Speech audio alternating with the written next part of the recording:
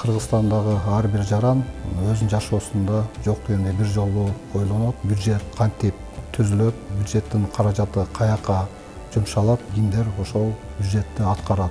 Айтып кетишим керек, бюджет бул жөн гана цифра эмес, бюджеттин актыгы, бюджеттин иштеши бизде өлкөбүздөгү жашообуздун, мамлекетибиздин күчтүүлүгүн көрсөткүч болуп эсептелинет. Ар бир ошол кызыккан адам бюджетти окуганга, бюджеттин процессин түшүнгөнгө, ошол бюджеттик чыгымдарды каяка кетип атканын контролдоо иштерине ушул өзүнүн салымын кошуш керек. Айыл жеринде жашайбы, шаарда жашайбы, тийиштүү бюджеттин аткарышына, ошол бюджеттин чыгашаларынын туура кетишине өзүнүн ойлорун, өзүнүн билимин, активдүү катышуусун мен ушул суранып кетет элем.